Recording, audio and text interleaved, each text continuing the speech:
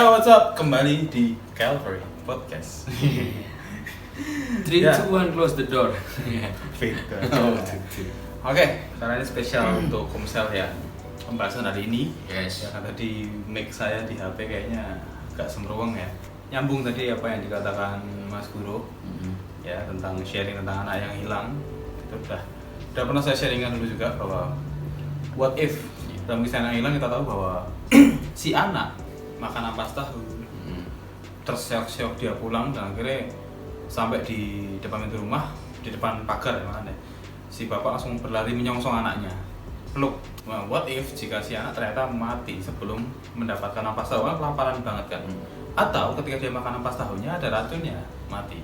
Atau dia berhasil makan nih, jalan mau pulang dirampok, dibegal orang, mati. Ya, dan akhirnya bisa ketemu si bapak. Nah, sangat relate. Ternyata kisah seperti ini ada dan aku baru sadar ketemu waktu karena pembacaan kitab kita selesai Samuel. Nah, masuk ke Raja-Raja. Nah, itu ada kisahnya Daud dan Absalom. Absalom anaknya Daud yang menobatkan diri menjadi raja tanpa sepengetahuan Daud. Artinya dia inisiatif mengangkat diri menjadi raja, memaksulkan diri. Kenapa aku bilang sama? Ini kan sama-sama kayak warisan. Dia tuh menjadi raja juga. Dia anak pertama, artinya warisan. Tapi dia merebutnya lebih dahulu. Dia menjadikan diri menjadi raja. Dan kemudian Daud sebagai tanda kutip di kisah ini digambarkan sebagai bapak yang baik. Dia tidak melawan anaknya. Dia memutuskan untuk pergi dari kerajaan. Berlari dari kerajaan. Dia bawa Yoab, dia bawa Bisai dan seluruh pasukannya. Dia hanya tinggalkan 10 bundik di kerajaannya dan dia berlari. Kemudian Absalom menduduki Israel. Ya kurang lebih sama, hanya perbedaan kondisi aja ya. Di sini Daud yang lari, artinya dia memberikan warisannya. Dia yang diminta paksa tanda kutip ya, sama si Absalom. Nah di kisah anak hilang diketahui bahwa si anak bisa pulang kan, pelukan sama bapaknya, bahkan dikasih jubah, cincin, tongkat, apalagi pokoknya yang enak-enak lah, dibikinkan pesta sampai si sulung iri. Nah tapi di kisah Absalom dia sampai di titik dimana dia harus berperang melawan pasukannya Daud. Jadi pasukan Israel melawan pasukannya Daud. Dan dia perang di hutan Efraim yang penuh dengan pohon tarbantin yang udah pasti pohonnya tuh banyak cabang-cabang yang cabangnya tuh tidak tinggi tapi kayak ke samping, dan itu sangat tidak baik buat perang. Dan di Alkitab ini dikatakan bahwa korban yang meninggal karena pohon-pohonnya lebih banyak daripada korban yang mati sama pedang. Dan Absalom adalah salah satu yang ketika dia naik bagal kereta perangnya, dia nyangkut di pohon. Tidak sampai mati, mungkin sekarat ya. Ketemu sama pasukannya Daud, pasukannya tidak mau bunuh nih. Tapi ketika dikabarkan sama si Yoab, dia datang, tombak diturunkan, dipukuli sama pasukan Israel. Padahal sebelumnya Daud sudah pesan sama si Yoab dan pasukan panglima yang lain untuk hanya untuk Absalom tunjukkanlah belas kasihan, atau intinya jangan dibunuh lah. Bawalah pulang hidup-hidup, dia tetap mau di penjara atau diapain. Jadi dia tidak mau kalau Absalom dibunuh.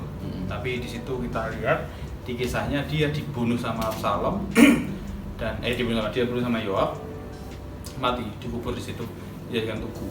Nah, ini adalah kasus di mana ketika si anak ini tidak bisa pulang dengan selamat atau tidak bisa ketemu bapak lagi. Karena kondisinya dia tugal dan dia sama sekali tidak mau pulang. Beda sama si anak yang hilang. Yang hilang dia mengakui bahwa ternyata aku butuh bapak, aku pulang.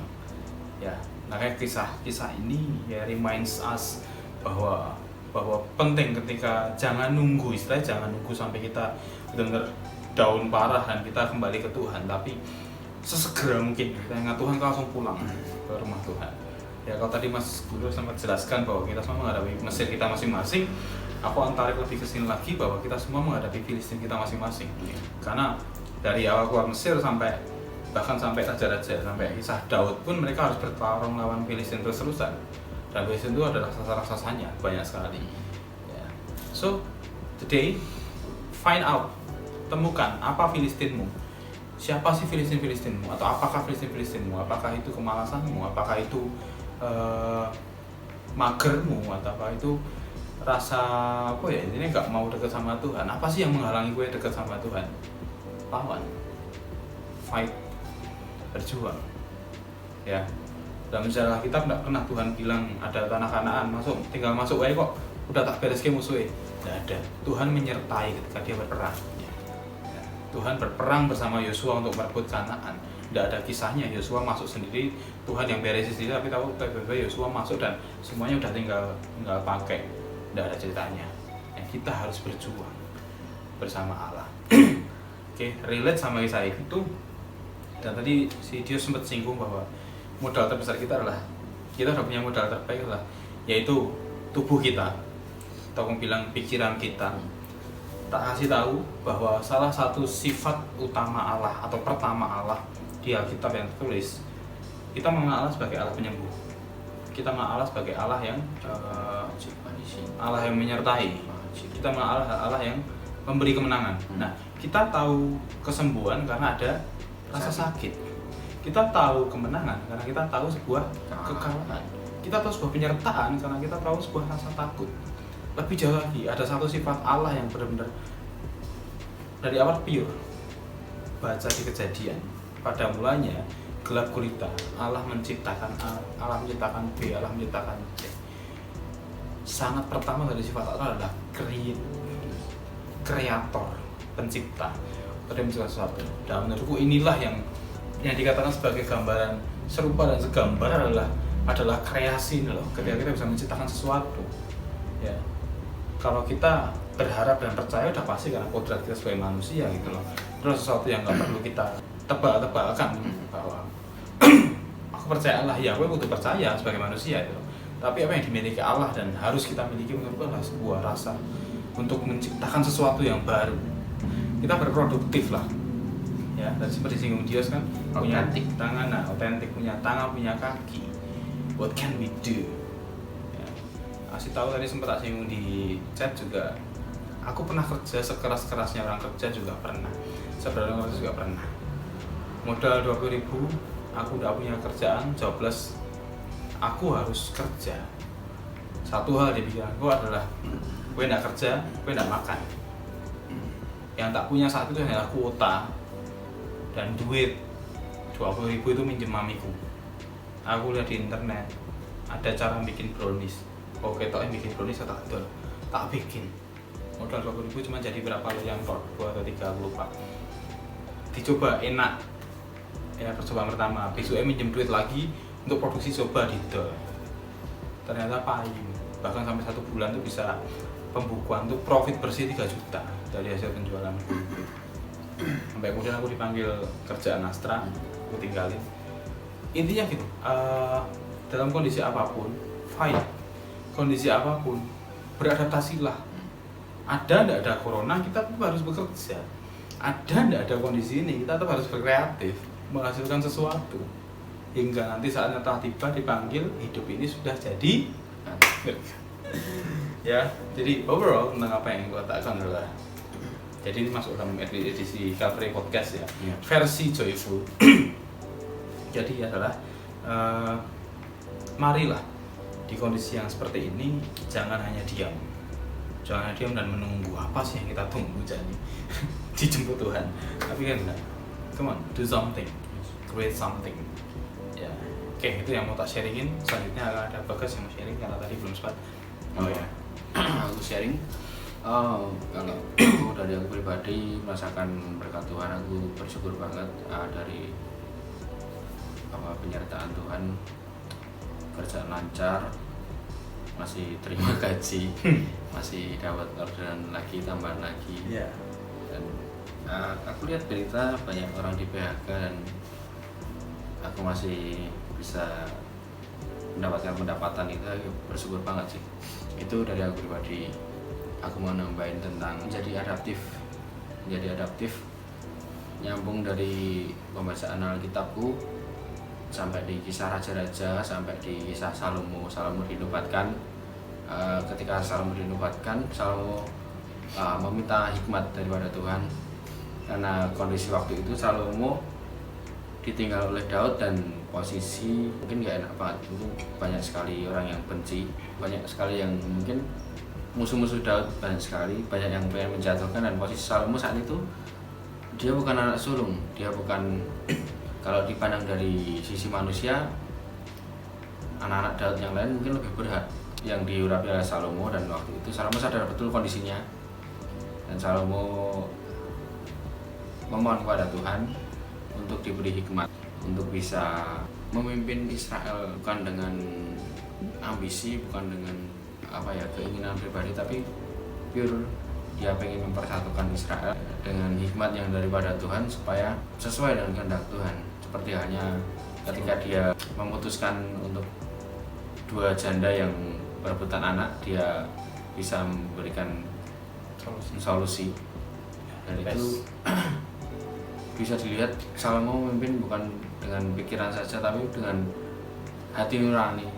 Jadi dia betul-betul mengerti, dia betul-betul mencari tahu apa yang menjadi kerinduan seorang ibu itu, hingga dia menggunakan peran perasaan. Jadi dia bisa tahu melalui perasaan itu. Seperti Raja Salomo yang tahu dengan kondisinya ketika dia naik tahta, itu bukan kondisi yang mendukung dia untuk bisa naik tahta dengan mulus, tapi Salomo meminta hikmat yang daripada Tuhan supaya dia bisa memimpin Israel, dan luar biasanya sampai hikmatnya itu betul-betul termasyhur, sampai bahkan ini nggak terjadi di masa Raja Daud. Semua raja tunduk semua raja di seluruh bumi tunduk sama Israel pada waktu pemerintahan Salomo. Ya benar. Dan itu bukan dengan kebencian, dan melainkan semua raja itu segan sama Salomo, karena Salomo benar-benar berhikmat, dia pakai hati dan pikirannya.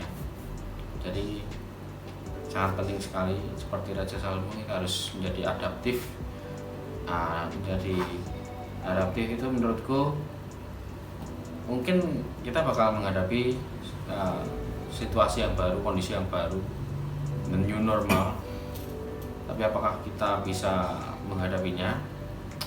Tentu saja kita harus menghadapinya, tapi dengan tetap memegang prinsip-prinsip hidup budaya Eropa. Prinsip-prinsip hidup. Jadi menjadi adaptif bukan harus totali mengikuti kondisi, kita ikuti dengan keadaan dunia, kita ikut dengan keadaan dunia, tapi kita bisa relevan dan tetap memegang prinsip-prinsip integritas. Itu yang terpenting.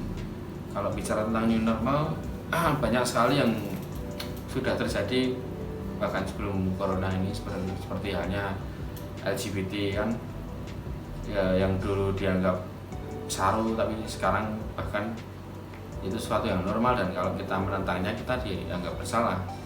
Kita harus deal dengan itu secara hukum dunia. Tapi apakah kita akan mengikutinya? Tentu saja kan tidak. Itu sih, berintegritas. Ada satu ayat yang baiknya, jangan jadi sama seperti dunia ini, tetapi berubahlah oleh pembaharuan budi ya, pikiran seperti yang di-share Mas tadi. Jadi memang harus relevan, tapi dengan standar ilahi. Iya. Jadi kita hidup,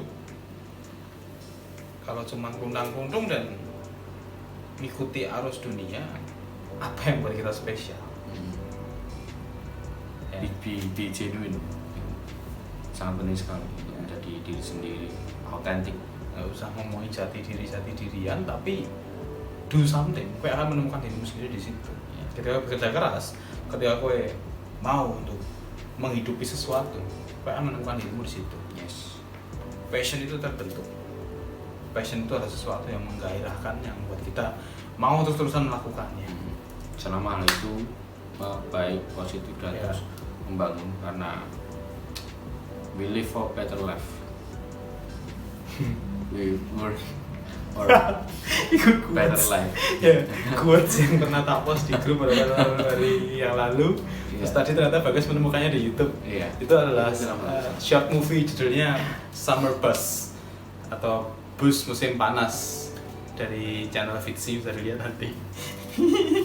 Itu cerita bagus banget. Kita ambil. Oke, mungkin itu aja ya. Yes. Karena ini sesinya sharing dan bukan podcast yang bahas sesuatu yang panjang, tapi semoga ini jadi ada insight yang bisa diambil, yang bisa diaplikasikan dalam hidup, dalam sehari-hari. Entah yang mau berjuang atau masih berjuang atau wondering akan berpindah usaha atau apa, tanamkan hati bahwa the core atau core-nya adalah Yesus. The core-nya adalah Yesus, dan sifat Yesus itu kreator. Kita harus mulai mikir kreatif. Create, don't hate. Apa stiker Instagram? Apa yang bisa kita kerjakan? Tapi ingat, landasan adalah integritas. Integritas itu apa? Lakukan yang benar meski nggak ada yang melihat. Tuhan melihat. Oke, sekian aja. So, this is the episode for this podcast. Tetap pantengin terus channel ini. Oke, karena kita akan mungkin rajin update, like, subscribe, and share, bla bla bla. Subscribe karepmu, enggak subscribe karepmu, like karepmu, sebenarnya karepmu kabeh lah. Dengarkan karepmu juga. Oke, see you on the next video. This is Calvary Podcast and we're out.